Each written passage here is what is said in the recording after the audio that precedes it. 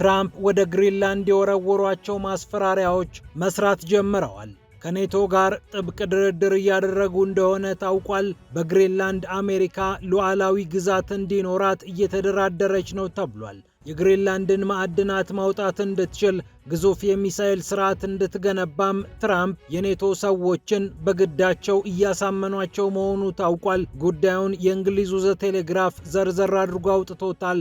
እንመለከተዋለን። የሩሲያው ፕሬዝዳንት ቭላዲሚር ፑቲንም በግሪንላንድ ጉዳይ ዝም አንልም ብለው ገብተውበታል። ዴንማርክን፣ ኔቶን እና አሜሪካን በተመለከተ የሰጧቸው አስተያየቶች አስገራሚ ሆነዋል። ግሪንላንድ እኮ ቅኝ ስትገዛ ቆይታለች ማለታቸውም በብዙዎች ጆሮ ተደምጦ ግርምትን ፈጥሯል። ዶናልድ ትራምፕ ሌላም ነገር አውሮፓ ላይ ጨምረውባታል። አውሮፓ ራሷን እያጠፋች ትገኛለች በማለት እኛ ጠንካራ አጋር እንድትኖረን እንፈልጋለን፣ አውሮፓ ግን በራሷ ላይ ገመድ እየጠመጠመች ነው በማለት ዶናልድ ትራምፕ የብራሰልስ ሰዎችን እርግማን የቀረው ንግግር ተናግረዋቸዋል። ዶናልድ ትራምፕ ይህንን ያሉት እዛው አውሮፓ ስዊዘርላንድ ዳቮስ ተገኝተው ነው። ወደ ሩሲያ ጉዳይ ስናልፍ ደግሞ ሩሲያ ከዩክሬን በተቆጣጠረችው ግዛት በመቶዎች የሚቆጠሩ ሰዎች በጅምላ የተቀበሩበትን መቃብር ማግኘቷን ይፋ አድርጋለች። ጉዳዩ አሳሳቢ ሆኗል። ወደ አባይ፣ ወደ ኢትዮጵያና ወደ ቀጠናችን ጉዳይ ስናልፍ ደግሞ የአሜሪካው ፕሬዝዳንት ዶናልድ ትራምፕ አሁንም አባይን አለቅ ብለውታል። የግብፁን ፕሬዝዳንት አብደል ፈታህ አልሲሲን በዳቮስ ስዊዘርላንድ ያገኙት የአሜሪካው ፕሬዝዳንት ካወሯቸው ነገሮች መካከል አንድ እውነትና ብዙ ውሸቶች ይገኙበታል። ሰውየው ስለ አባይ ያላቸው ዕውቀት እጅግ ደካማ መሆኑን ያሳዩበትን ንግግር ነው ያደረጉት። ግብፅን እያሞካሹና ለግብፅ ጥቅም እየቆሙ ላደራድራችሁ ማለታቸውንም ቀጥለውበታል። በዚህ መሃል ግን አንድ ግድቡን የተመለከተ እውነት አውርተዋል። ፒያሳ ኔትወርክን ስትከታተሉ ሁሉንም በጥልቀት ታገኛላችሁ። ፒያሳ ኔትወርክን ሰብስክራይብ፣ ላይክ እና ሼር በማድረግ የፈጣን የተአማኒና የጥልቅ ዘገባዎች ቤተሰቡን ስንል በአክብሮት ጋብዘናል። አሁን ወደ ጉዳዮቻችን አለፍን።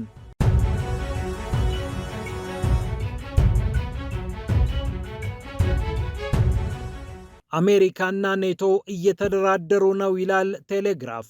በእርግጥ ንግግሩን በተመለከተ ብዙዎች ሰምተውታል። ነገር ግን የንግግሩን ይዘት በተመለከተ ቴሌግራፍ ዘርዘር ያሉ ነጥቦችን አግኝቷል። የእንግሊዙ ጋዜጣ እንደዘገበው የኔቶ ዋና ጸሐፊ ማርክ ሩት እና የአሜሪካው ፕሬዝዳንት ዶናልድ ትራምፕ በዚህ ጉዳይ ላይ በልዩ ሁኔታ ሲመክሩ ነበር። አሜሪካ ግሪንላንድን ሙሉ ለሙሉ ጠቀልላለሁ፣ የአሜሪካ መሆን አለባት በሚል ዶናልድ ትራምፕ ግሪንላንድ የአሜሪካ ነች፣ ወደ አሜሪካ መጠቅለል አለባት ብለው ሲከራከሩ የቆዩ ቢሆንም ማስፈራሪያቸውን ካቀባበሉ በኋላ ግን በስሱ መደራደርን ፈልገዋል። በግሪንላንድ ውስጥ የአሜሪካ ሉዓላዊ ግዛት እንዲኖር ትራምፕ እየተደራደሩ ነው ተብሏል። አሜሪካ የምትቆጣጠረው ተጨማሪ የጦር ቤዝ እንደሚገነባም ነው የተሰማው። እንደ ቴሌግራፍ ዘገባ ሁለቱ የኔቶ ሰዎች በልዩ ሁኔታ ሲነጋገሩበት ቆይተዋል። ረቂቅም ተዘጋጅቷል። ነገር ግን ረቂቁ እንዳላለቀና ገና የሚቀሩት ነገሮች እንዳሉ እየተገለጸ ይገኛል።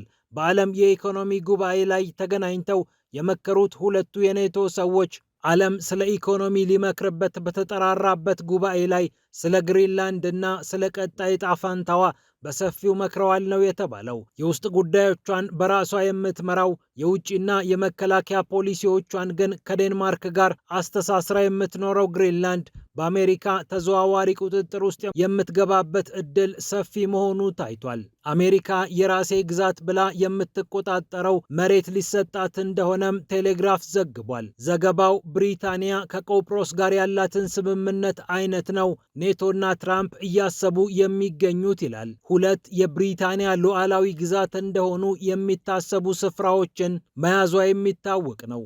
ብሪታንያ ቆጵሮስ ውስጥ እነዚህን መሬቶች እንደያዘችው አሜሪካም በግሪንላንድ ሉዓላዊ የሚባል ይሄ ያንቺ አይደለም ተብላ የማትባረርበት በሊዝ ሳይሆን ሙሉ ለሙሉ በባለቤትነት የምትቆጣጠራቸውን መሬቶች ከግሪንላንድ ልትወስድ መሆኑ ታውቋል። አሜሪካ ግሪንላንድ ላይ ከ1951 ዓ.ም ጀምሮ ባደረገችው ስምምነት ወታደራዊ የጦር ሰፈር መገንባቷ የሚታወቅ ነው። የአሜሪካው ፕሬዝዳንት ዶናልድ ትራምፕ እጅግ ሰፊና ውስብስብ ነው የተባለለትን የሚሳኤል የመከላከያ ስርዓት በግሪንላንድ ለመገንባት እንዳሰቡም ታውቋል። ጎልደን ዶም የተባለው የሚሳኤል መከላከያ ስርዓት ነው በግሪንላንድ ይተከላል ተብሎ የሚጠበቀው። ወደ አሜሪካ የሚተኮሱ ሚሳኤሎችን እና ሌሎች ግዙፍ አደገኛ በራሪዎችን ለመከላከል ግሪንላንድ ቁልፍ ስፍራ ናት ብላ የምታምነው አሜሪካ ከዚህ ቀደምም የጦር ቤዝ መመስረት ያስፈልጋት ለዚህ እንደሆነ ይታወቃል። ከዚህ በተጨማሪ በአርክቲክ ዙሪያ ያሉ ነገሮችን ለመቆጣጠር አሜሪካ የጦር ቤዙን ፈልጋው ለረጅም ዓመታት ቆይታበታለች። ይሁንና ስምምነቱ የሊዝ ስምምነት ስለሆነ ከዛሬ ነገ ስምምነቱ ቢፋቀስ በሚል አሜሪካ ሁልጊዜም ግሪንላንድ ላይ የበለጠ የበላይነት እንዲኖራት እየሰራች ቆይታለች። ትራምፕም የልባቸውን አውጥተው በቃ እንጠቀልላታለን ማለታቸው የሚታወስ ነው። የአሜሪካው ፕሬዝዳንት እጅግ በጣም አስደሳች የሆነና ምናልባትም ያሰብነውን የሚያሳካ ንግግር እያደረገን እንገኛለን፣ ለእኛም ለሌላውም ዓለም ደህንነት ሲባል በግሪንላንድ የምንፈልገውን ነገር እናገኛለን ሲሉ ተናግረዋል። የኔቶ ዋና ጸሐፊ ጀነራል ማርክ ሩት በበኩላቸው ከፎክስ ኒውስ ጋር በነበራቸው ቆይታ አሜሪካ በአካባቢው ያለባትን ስጋት ያገናዘበ አንድ ስምምነት እንፈራረማለን ብለዋል። የአሜሪካው ፕሬዝዳንት ይህንን ንግግር ተከትሎ በአውሮፓ ሀገራት ላይ እጥለዋለሁ ያሉትን ማዕቀብ ለጊዜው ለዘብ እንዳደረጉትም ተሰምቷል። በወታደራዊ መልኩ ግሪንላንድን የመጠቅለል ሐሳብ ለጊዜው አስፈላጊ አይደለም ሲሉም ለጋዜጠኞች መናገራቸው የሚታወቅ ነው። ከግሪንላንድ ጉዳይ ሳንወጣ የሩሲያው ፕሬዝዳንት ቭላዲሚር ፑቲን እኛም አለንበት በማለት ስለ ጉዳዩ አስተያየት ሰጥተዋል። ዴንማርክ እኮ አሁንም ድረስ ግሪንላንድን እንደ ቅኝ ተገዢዋ ነው የምትቆጥራት በማለት ቭላዲሚር ፑቲን አስተያየት ሰጥተዋል። የአሜሪካው ፕሬዝዳንት ዶናልድ ትራምፕና አሜሪካ የአርክቲኳን አወዛጋቢ ግዛት ሙሉ ለሙሉ የመጠቅለል አቅም እንዳላቸውም አንስተዋል። ቭላዲሚር ፑቲን የኔቶን ስንጥቃት የወደዱትና አሜሪካ ከሌሎች የኔቶ አጋሮች ጋር የገባችበትን ሰጣ ገባ ለማስቀጠል ይመስላል ፑቲን እሳቱን ዳር ቆመው እየሞቁ የሚገኙት።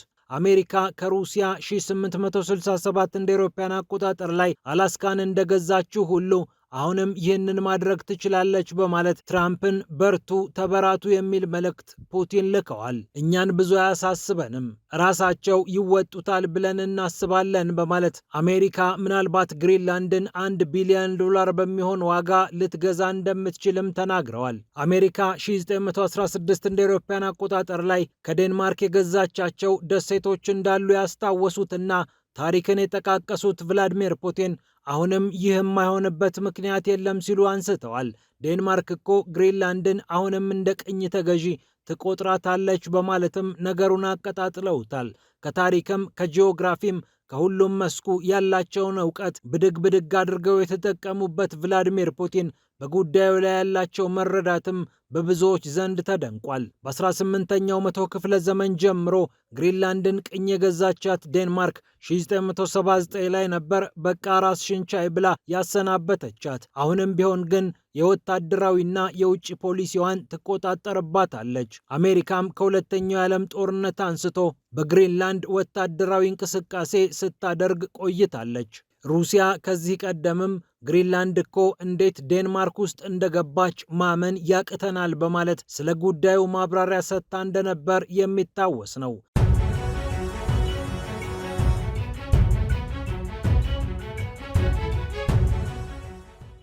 ይህ እንደተጠበቀ ሆኖ የአሜሪካው ፕሬዝዳንት ዶናልድ ትራምፕ አውሮፓ ራሱን እያወደመ እያጠፋ ነው ሲሉ አስተያየታቸውን ሰጥተዋል።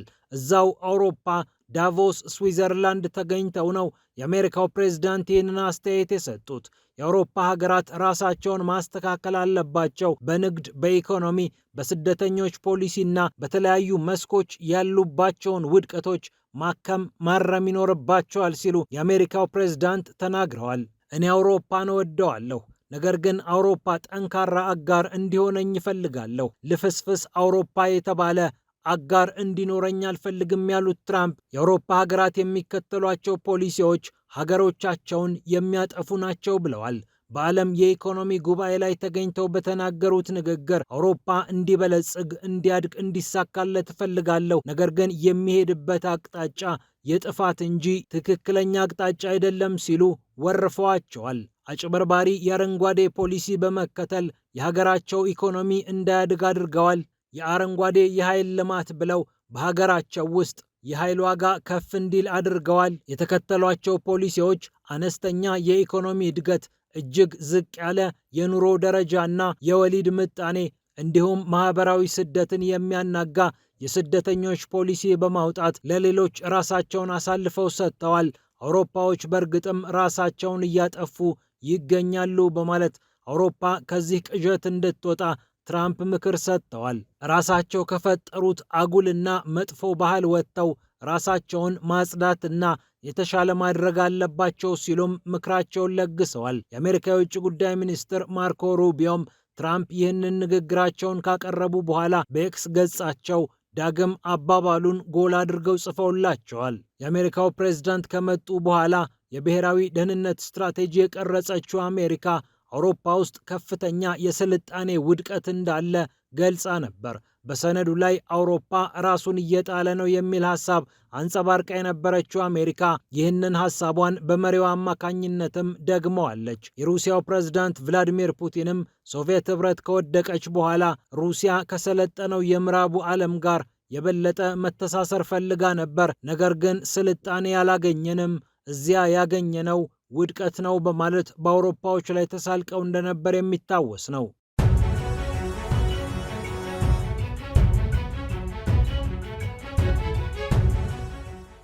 በሌላ በኩል ሞስኮ አገኘሁት ያለችው የጅምላ መቃብር እያነጋገረ ይገኛል። ኩርስክ ግዛቷን ወረውባት የነበሩት የዩክሬን ወታደሮች በመቶዎች የሚቆጠሩ አስክሬኖችን በአንድ ስፍራ ላይ ቀብረው ነበር ብላለች ሩሲያ። ታቲያና ሞስካልኮቫ የተባሉት የሩሲያ የሰብአዊ መብት ኮሚሽነር ባወጡት ሪፖርት ነው ይህንን ያረጋገጡት። በትንሹ 524 የሚሆኑ አስክሬኖችን በአንድ ጉድጓድ ውስጥ ተቀብረው አግኝተናል ብለዋል የሰብአዊ መብት ኮሚሽነሯ።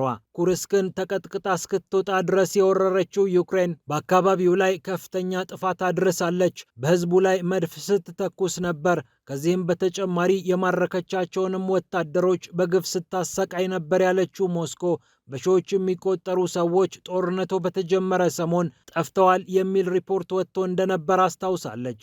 2173 የሚሆኑ የሩሲያ ዜጎች ወረራው እንደተጀመረ መጥፋታቸው ሪፖርት ተደርጎ ነበር።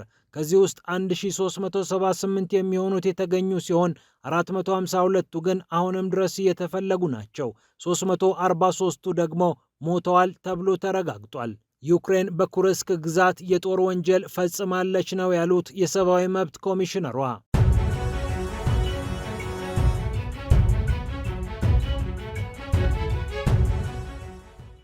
ወደ አባይ፣ ወደ ኢትዮጵያ፣ ወደ ግብፅና ወደ ቀጠናው ጉዳዮች ስናልፍ የአሜሪካው ፕሬዝዳንት ዶናልድ ትራምፕ አሁንም ግብፅንና ኢትዮጵያን ላሸማግላችሁ እያሉ ይገኛሉ።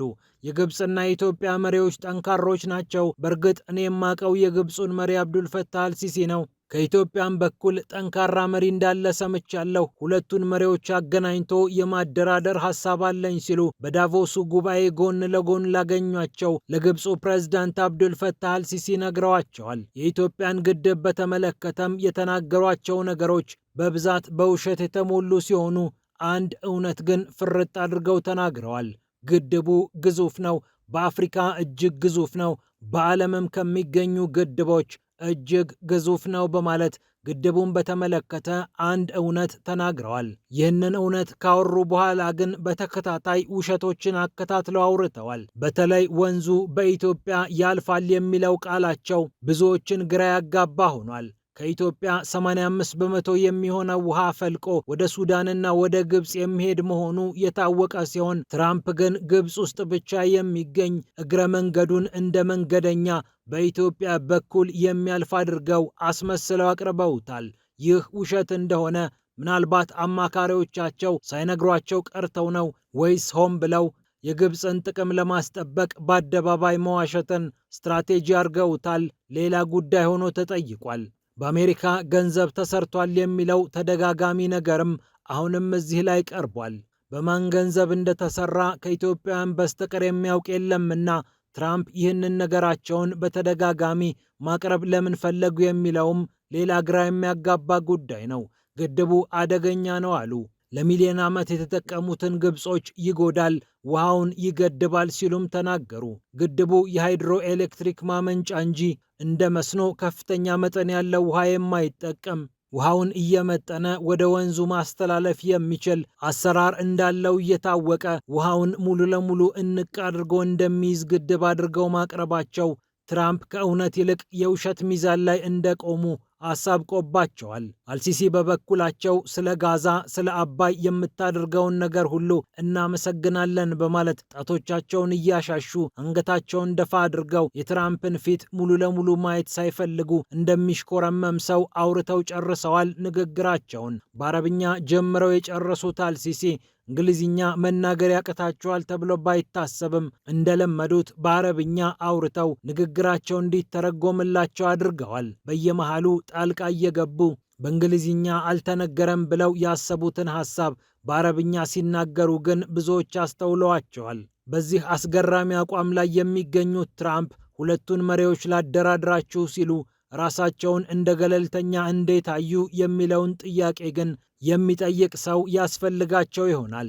በእርግጥ በትንሹም በትልቁም የሚቆጡት ፍላጎቶቻቸውን በቀረጥም በወታደራዊ እርምጃም ካላሳካሁ የሚሉትን ትራምፕ ተጠንቅቆ መያዝ የሚያስፈልግ ቢሆንም እነዚህን እውነቶች ግን ጥርት ባለ መልኩ ማስረዳት በተለይ ከኢትዮጵያ የሚጠበቅ ይሆናል። ፒያሳ ኔትወርክን ስትከታተሉ ስለቆያችሁ ክብረት ይስጥልን ብለናል። ፒያሳ ኔትወርክን ሰብስክራይብ፣ ላይክ እና ሼር በማድረግ የፈጣን የተአማኒና የጥልቅ ዘገባዎች ቤተሰቡን ስንል በአክብሮት ጋብዘናል። ሰላም ለዓለማችን።